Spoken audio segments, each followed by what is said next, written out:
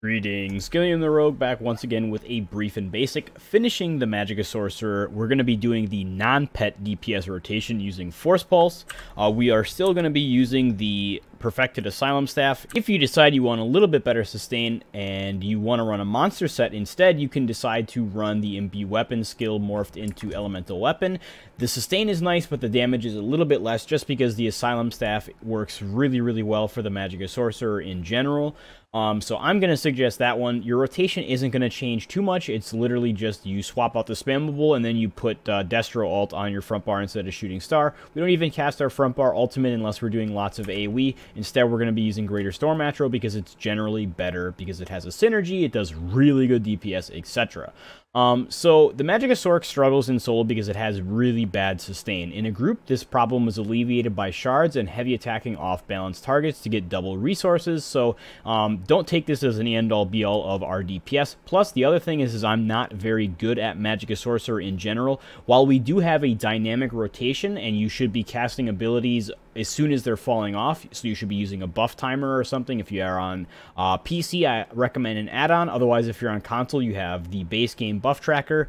If you are if you're trying to keep track of your ground dots, the buff tracker unfortunately doesn't do that, so you're going to have to use skills like Rearming Trap or Haunting Curse as a guideline to kind of give you an idea, or just get used to the visual indicators. Blockade of Fire and Liquid Lightning are very easy to recognize visually, so you can kind of tell when they fall off.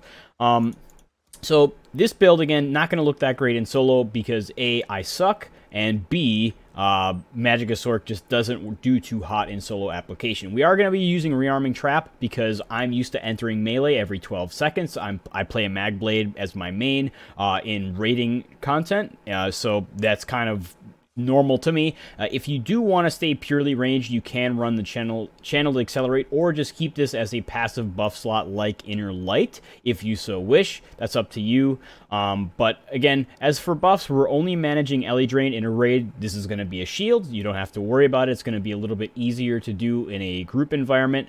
And then we're going to be managing dots. So Rearming Trap, Haunting Curse, Blockade, Liquid Lightning. And then there's going to be a lot of RNG in Crystal Frags, and it's why the rotation feels really bad. And I personally hate Magicka Sorcerer is that it doesn't feel rewarding. A lot of your DPS comes down to chance, which really makes your rotation chaotic. You don't control when this procs. It doesn't have a nice feeling to it. It just feels all over the place. So I just wanted to give that disclaimer. But in general, Magicka Sorc still does really well. It has great group utility. It has one of the best synergies in the game. It has a really nice passive that gives everyone in the group crit whenever you use your C-Frags. So definitely worth playing. It's just that I would rather play a Mag Blade because that's what I prefer. So don't take my shit talk of the class as a bad, the wrong way. That don't play it. It's still really fun if you're used to it. It's slower paced than a Magicka Nightblade or something else, so it's easier to pick up and do well with. And you have a ton of versatility because you have a great skill kit that really helps out the average or solo player.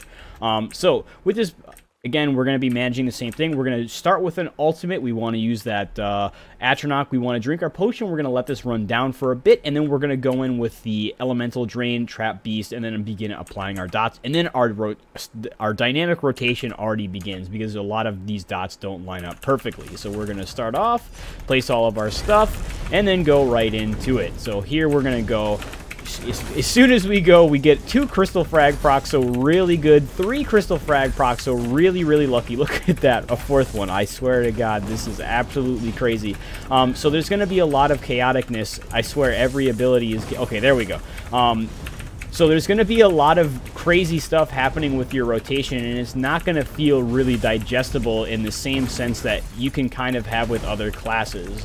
And my DPS is already a lot higher than it would normally be because my Crystal Frags are proccing like absolute mad. The game heard I was talking shit about Crystal Frags not feeling good, so they're like, hey, let's just have it proc every time. This does not normally happen, trust me. Don't get used to that sort of thing. But that is going to add a lot of dynamic portion to your rotation in general, is that you're going to be all over the place in terms of what you're doing with your bars, because nothing lines up and you have a lot of RNG. The other thing is that you're going to have to worry about heavy attacking in a solo environment to manage your sustain. In a group, again, this can be alleviated by orbs, shards, etc. The other thing is that if you heavy attack an off-balance target, you're going to get double resource return. So if you're in a group and your healers are running Elemental Wall, or you have a Pet Sorkin group or something of the sort, then your sustain is going to be a lot better because you're going to have access to that.